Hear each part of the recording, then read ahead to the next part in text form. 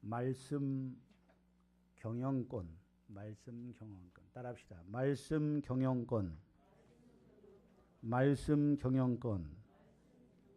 이런 제목으로 말씀을 드리면서 오늘 이 아침에 하나님께서 주시는 은혜를 받기를 원합니다.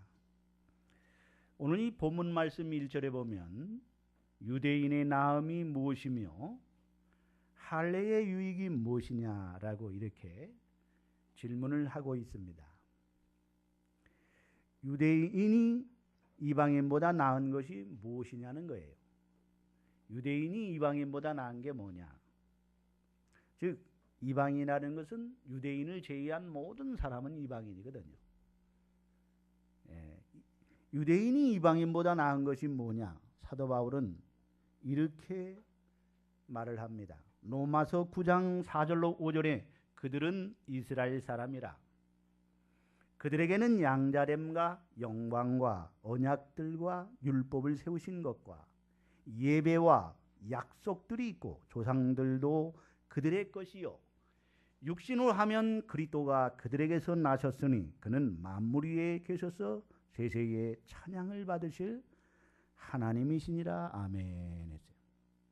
분명히 이방인보다 유대인들이 나은 것이 많이 있다고 해요. 그것은 유대인들은 이스라엘 사람이라는 거예요. 이스라엘 사람. 따라합시다. 이스라엘 사람. 이스라엘이라는 선택된 하나님의 백성이라는 말입니다. 많고 많은 그 수많은 민족들 가운데 하나님께서 유대인들을 이스라엘의 백성, 하나님의 백성으로 선택하셨습니다. 하나님의 선택받은 백성이 이게 특권이에요. 특권. 유대인이 이방인보다 나은 것이 뭐냐? 바로 선택받았다는 거예요. 하나님의 백성으로 선택받았다는 것. 그리고 또한 유대인들은 하나님의 양자로 삼으셨다는 거예요. 하나님. 따라합시다. 양자로 삼으신 것이다. 어떤 복지가가 고아원에 가서 많고 많은 그 고아원들 가운데에 고아원 아이들 가운데에 자꾸 가서 보고 또 보고 근데 어떤 아이가 그렇게 마음에 들고 걔가 그렇게 사랑스러울 수가 없어요.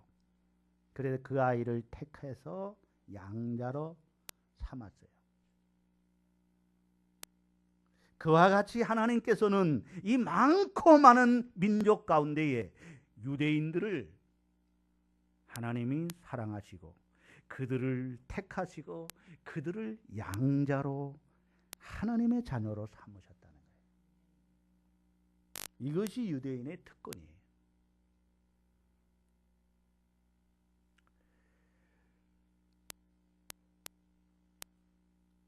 하나님이 영광이 또한 광야를 지나는 동안에 내내 임하였다는 거예요. 영광이란 세키나 이 구름을 말하는데 하나님이 임재를 나타내는 것입니다. 광야를 지나는 동안 내내 하나님은 이스라엘과 함께 하셨다는 거예요. 함께 하셨다. 하나님은 이스라엘과 함께, 유대인과 함께, 히브리인과 함께 하셨다. 이게 특권이에요. 또한 유대인들에게는 율법을 주셨습니다. 뭘 주셨다고요? 율법, 십계명을 주셨어요. 그리고 또한 제사를 주셨어요. 뭘 주셨어요? 제사, 예배. 오늘날로 말하면 예배를 주셨어요. 그리고 그리스도가 아브라함의 혈통을 통해서 유대인을 통해서 그리스도가 이 세상에 오신 것입니다. 그뿐만 아니라 하나님께서는 이스라엘 백성들과 언약을 하셨어요. 가나안 땅을 주시겠다고 언약하셨고 그리고 그들을 메시아를 약속했어요. 그 언약에 펴서 할례를 행했습니다. 난지 8일 되면 다 남자에게는 할례를 행했어요. 뭘 행했다고요? 할례. 이게 또한 이방인보다 나은 점이 유대인이 이방인보다 나은 점이 뭐냐? 할례를 행한 거예요. 할례. 예? 창세기 17장 9절로 11절에 하나님이 또 아브라함에게 이르시되 그런즉 너는 내 언약을 지키고 내 후손도 대대로 지키라. 너희 중 남자는 다 할례를 받으라. 이것이 나와 너희와 너희 후손 사이에 지킬 내 언약이니라. 너희는 양피를 베어라. 이것이 나와 너희 사이에 언약의 표징이니라. 주전 2000년경 하나님께서는 아브라함에게 이 중다한 후손을 약속하시고 그 증표로 그에게 할례를 명령하셨습니다.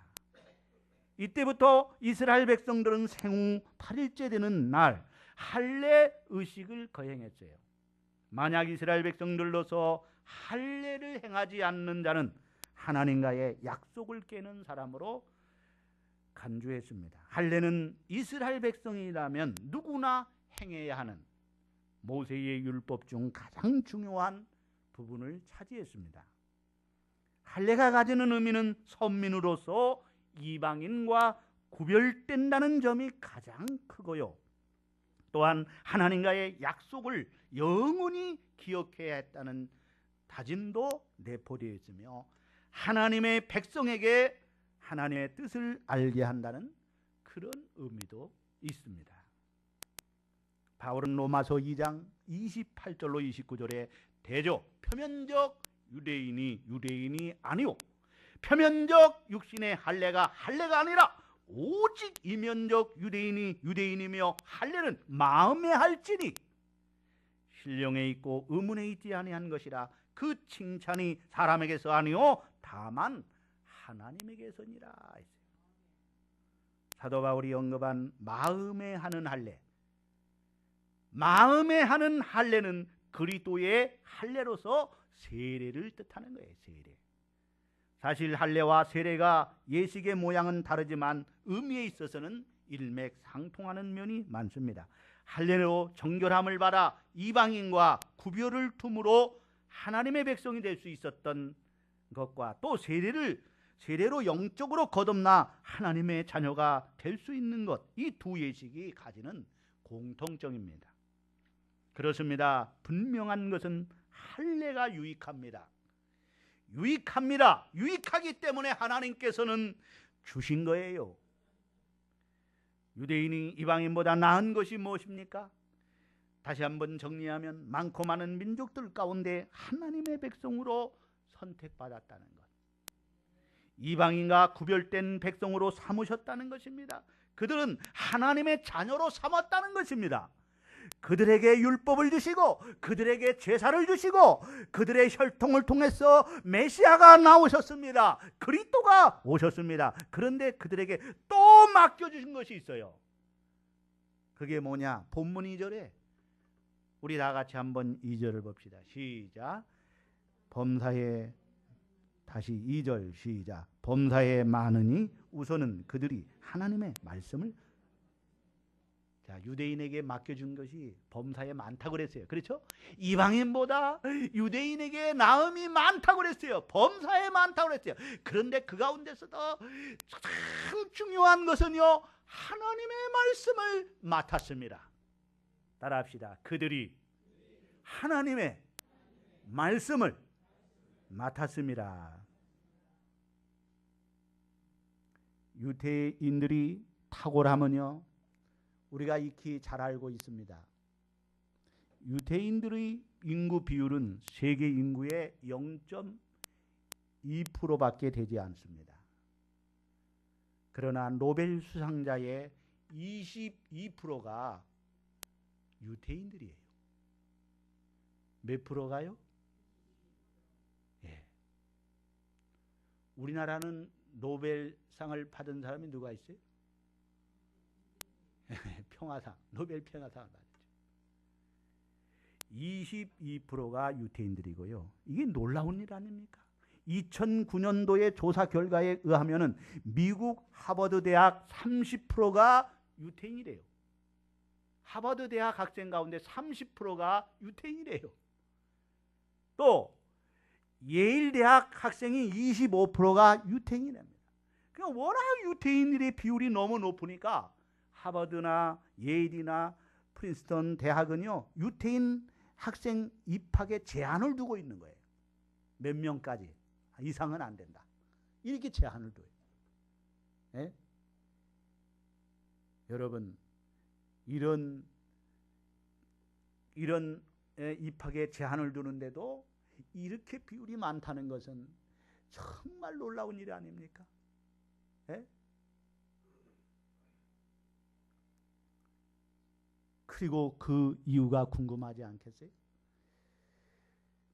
오바마 대통령이 미국 대통령에 당선된 후 가장 먼저 찾아가서 인사한 곳이 어딘 줄 압니까? 예? 어디예요? 유태인의 협회입니다. 유태인들이 협회. 그럴 수밖에 없는 것이요. 유태인의 협회에서는요, 정치인들을 위해서 한 번 집회를 열면 1억 달러. 예? 그러니까 이렇게 많은 돈을 모금해서 해준다는 거예요. 우리나라 돈으로 1천억이 넘는 돈입니다. 그러니 정치인들이 유태인 협회에 기댈 수밖에 없는 거예요. 지금 미국의 모든 분야를 누가 주도하고 있는 줄 아세요?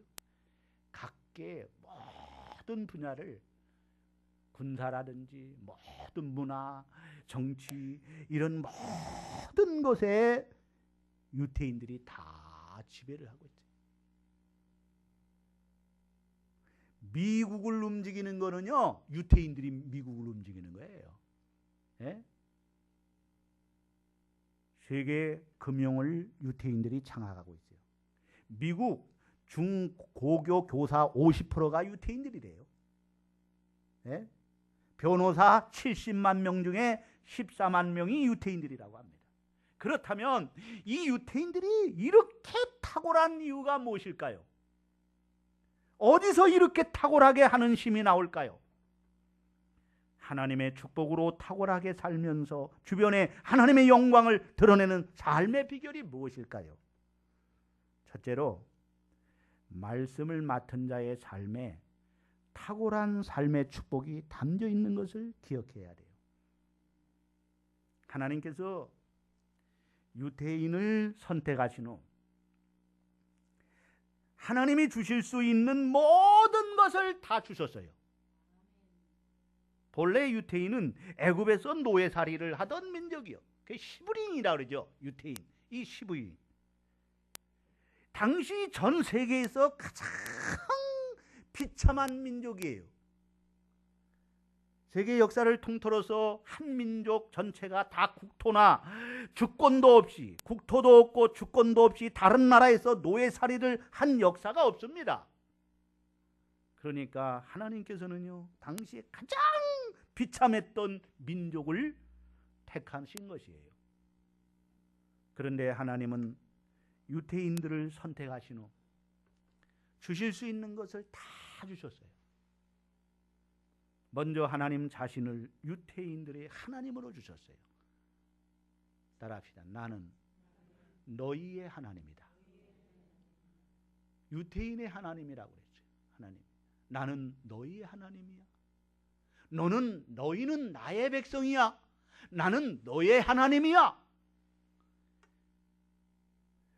나라도 국토도 주권도 없던 민족에게 하나님께서는 적과 꿀이 흐르는 땅을 주시고 나라도 주시고 국권도 주셨어요.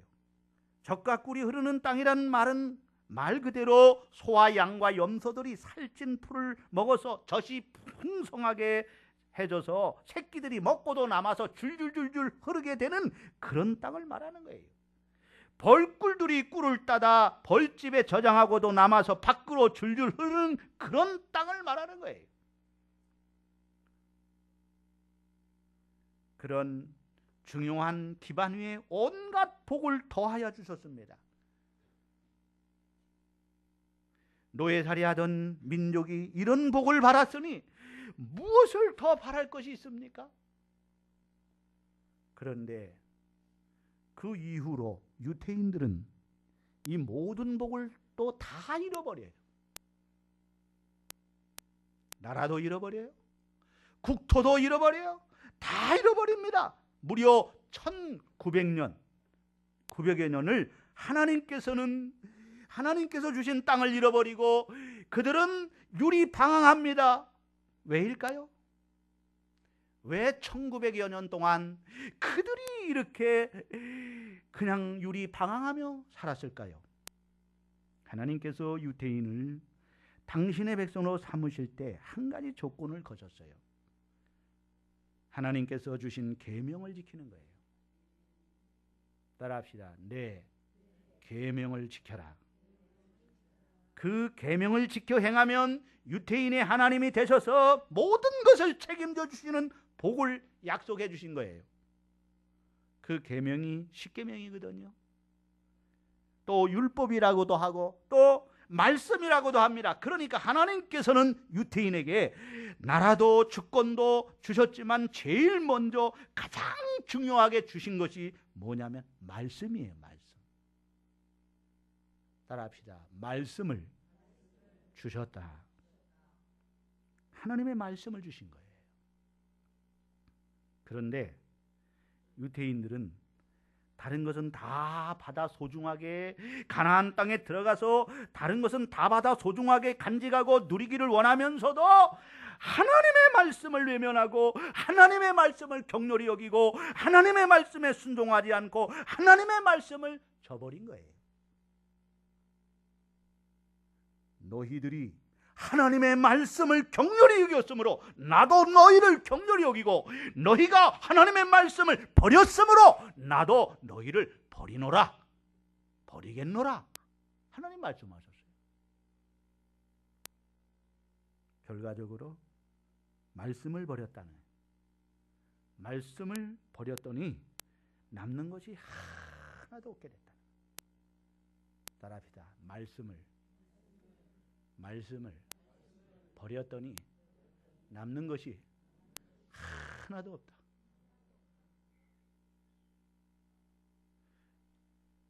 그랬던 그들. 그런데 다 잃었는데 그래도 한 가지가 있었어요. 다시 찾았어요. 그들. 깨닫고. 그게 뭐냐? 말씀. 뭐예요? 말씀. 유대인들이 1948년 5월 14일 이스라엘의 독립을 선언하고 나라를 재건하고 지금은 이제 다시 세계를 지고 있다는 거예요. 세계를. 1900여 년 동안 뿔뿔이 흩어져 살던 민족이 2차 세계대전 때에는요, 히틀러에 의하여 600만이 학살을 당하지 않았습니까? 세계의 모든 나라에게 핍박을 당하고 참 이런 민족이 이제 다시 세계를 지배하고 있다. 세계를 지배하고 있다. 그렇다면 무슨 일이 일어난 것일까요? 무엇 때문에 다 잃어버렸다가도 무엇 때문에 다 쥐게 된 것입니까? 그 비밀은 오늘 본문 말씀에 있다라는 거예요. 다 잃어버렸다가도 다시 다 찾게 되는, 다시 거머쥐게 되는 그 이유가 뭐예요? 그 비밀이 뭡니까? 오늘 이 본문 말씀에 있는 거예요. 그런즉 유대인의 나음이 무엇이며 할례가 유익이 무엇이냐? 범사에 많으니 우선은 그들이 하나님의 말씀을 맡았습니다. 따라합시다. 우선은 그들이 하나님의 말씀을 맡았습니다. 하나님께서 유대인들에게 주신 축복의 유업들이 많지만 그 중에서 첫 번째 손에 꼽히는 유업은 바로 말씀의 유업이라는 거예요. 말씀. 하나님께서 하나님의 말씀을 가장 중요한 자산이요 유업으로 유대인들에게 맡겨주신 거예요. 그래서 지금 유대인들은요, 자신들이 하나님의 말씀을 맡은 자로 여깁니다. 따라합시다. 우리는 하나님의 말씀을 맡은 자다. 자신들이 하나님의 말씀을 맡은 존재라고 생각합니다. 말씀이 모든 삶의 기반이고 말씀이 모든 삶의 기초고 그 무엇을 경영하기보다 그 이전에 하나님께 주시지 이 말씀을 잘 경영해야 한다고 생각을 합니다. 그러나 처음부터 그들이 그랬던 것은 아닙니다. 처음에 이 진리를 몰랐어요. 하나님께서 말씀을 기업으로 주셨음에도 새롭게 주신 가나안 땅에서 말씀보다는 눈에 보이는 것들을 쫓아 살았습니다. 그러다가 다 잃어버렸어요. 나라도 있고 국토도 잃어버리고 1900여 년 동안 방황하며 유리하며 그들이 깨달은 것이 무엇입니까? 그래서 다시 1945년에 다시 나라를 재건하게 된 것이 뭡니까? 하나님의 말씀, 자기들에게 맡겨준 말씀으로 경영하기 시작한 거예요. 아멘. 매일 그들은 이런 거지처럼 아주 거지들이에요. 거지들도 그런 상거지가 없는 거예요. 이 나라 저 나라 떠나다니면서요, 핍박을 받으면서 그들은요 얼마나 천대를 받았는지 몰라요. 매일 울지 않고는 하루를 지낼 수가 없는 거예요. 에? 그러면서 그런 경험 속에서 뼈저리게 또 뼈저리게 여러분 1900년 동안 그 기간 동안 얼마나 많은 서러움과 얼마나 많은 핍박과 하루를 울지 않으면 살 수 없는, 눈물을 흘리며 살지 않을 수 없는 그들이 뼈저리게 느낀 게 뭐예요? 하나님의 말씀을 맡았는데 하나님의 말씀을 격렬히 여기고 하나님의 말씀을 버렸으므로 하나님이 우리를 버렸다. 그러므로 이제 우리가 다시 회복할 수 있는 길은 하나님의 말씀을 경영하는 것이다. 따라합시다. 우리는 하나님의 말씀을 맡았다. 이 말씀 경영이, 이 말씀 경영권을 우리에게 주셨더니 이 말씀대로만 살면 하나님이 우리와 함께 하시고 하나님이 우리의 삶을 축복하신다는 거예요. 아멘. 그래서 그들이 있는 곳마다 회당을 짓기 시작했어요. 뭘 져요? 회당. 그래서 유대인이 여러분 7, 8, 10가정만 되면은요 거기에는 뭐가 있어요? 회당이 있습니다. 어디 가나 회당이 있어요. 유대인이. 거기서 뭐하냐? 하나님 말씀을 가르치기. 마을 회관이기도 하지만은 거기서 뭐 회의도 하지만은요 거기가 뭐냐면 하나님 말씀을 가르치는 거예요. 하나님 말씀을 가르치는 거예요. 그래서 그게 거기서 나온 게 뭐예요? 토라가 거기서 나온 거예요. 토라. 탈무드. 네, 탈무드가 거기서 나온 거예요. 그 말씀을 가르치는 그 내용들이 바로 엮은 것이 탈무드예요. 철저하게 말씀으로 그들이 경영하기 시작한 거예요.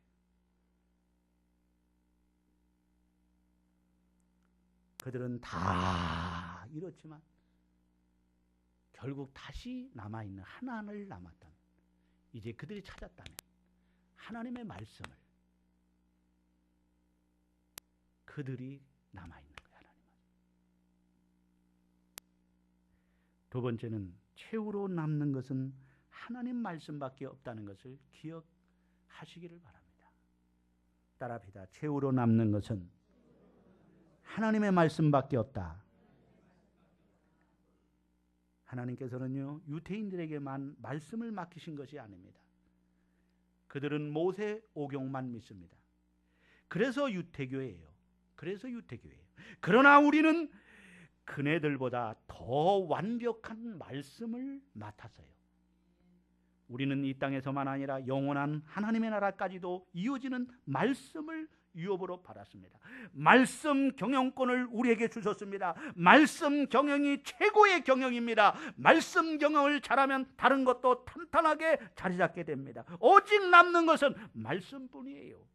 최후에 남는 것은 말씀뿐입니다. 천지는 없어질지언정 내 말은 없어지지 아니하리라고 마태복음 24장 35절에 예수께서 말씀하셨습니다. 베드로전서 1장 24절로 25절에는 그러므로 모든 육체는 풀과 같고 그 모든 영광은 풀의 꽃과 같으니 풀은 마르고 꽃은 떨어지 오직 주의 말씀은 세세토록 있도다 하였으니 너에게 전한 복음이 곧 이 말씀이니라. 아멘. 따라합시다. 말씀은 영원하다. 여러분, 베드로는 어부 출신입니다. 갈릴리 바다에서 고기를 잡으며 잔뼈가 굵었어요.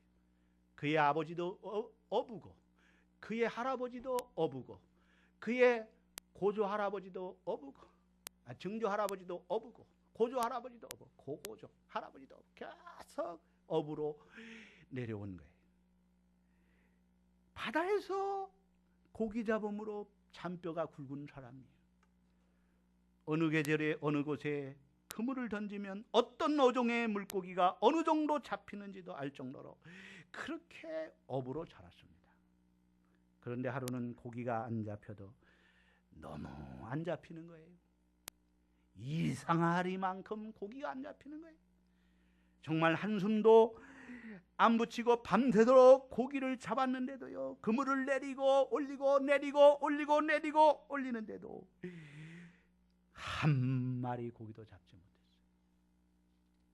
아침에 이제 그물을 걷어서 그물을 빨고 이제 그걸 가지고 가려고 하는데 주님이 거기에 오셔서 배 좀 빌려 주시오, 배 좀 빌려 주시오 그러는 거예요. 그래서 선뜻 배를 빌려드렸어요. 배 안에 오르시더니 거기를 강단으로 삼으시더니 많은 군중들이 모였습니다.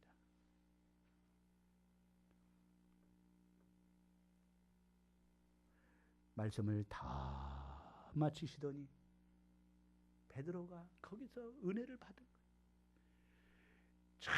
지금까지 랍비에게도 말씀을 가르침을 받아왔지만 이렇게 말씀을 잘 전하시고 말씀에 그냥 완전히 매료되고 말씀에 빨려 들어가서 말씀의 은혜가 이렇게 넘치는 줄 몰랐어. 말씀에 막 통해서 은혜가 충만히 임하는데 막 용기가 솟아나기 시작. 믿음의 용기가 솟아나는.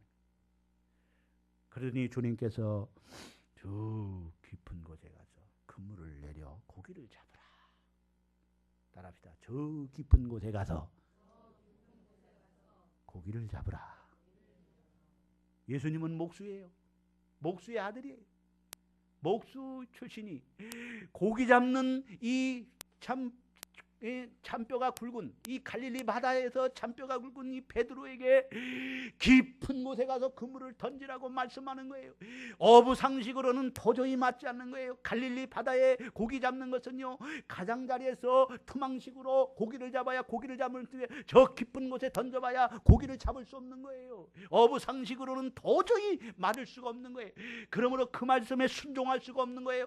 그러나 베드로는요, 이제는 어부 상식, 내 경험, 내 지식으로 경영했어요. 사업을 그렇게 경영했어요. 그러나 이제는 주의 말씀을 듣고 보니 이제는 내 생각에는 그렇지만은 그러나 주의 말씀에 의지하여 내가 밤이 새도록 내 경험과 내 지식으로 고기를 잡을 한 마리 고기도 잡지 못했지만은 주의 말씀에 의지하여 그물을 내리라고 그물을 내렸더니 그물이 찢어지도록 고기가 많이 잡히는 이런 기적의 역사가 나타난 거예요.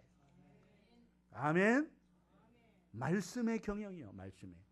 말씀의 경영권을 가지고 이제 말씀으로 사업을 경영했더니 사업이 잘 되네. 가정이 잘 되네. 여러분의 삶이 행복이 넘치네. 아멘. 세 번째는 우리는 최고의 가치인 말씀을 잘 경영해야 됩니다. 따라합시다. 최고의 가치인 말씀을 잘 경영해야 된다. 하나님의 말씀을 최고의 가치로 여겨야 됩니다.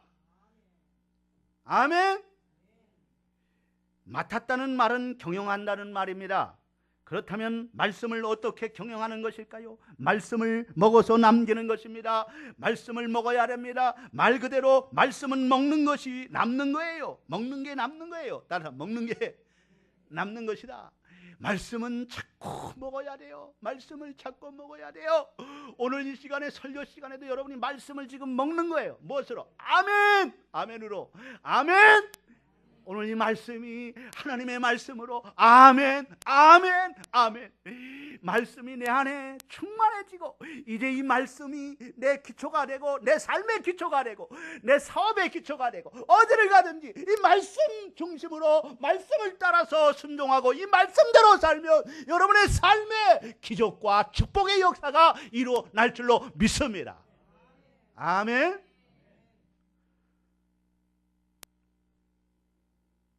히브리서 4장 12절에 하나님의 말씀은 살아있고 활력이 있어 좌우의 날선 어떤 것보다도 예리하여 혼과 영과 및 관절과 골수를 찔러 쪼개기까지 하며 또 마음의 생각과 뜻을 판단하니라고 했어요.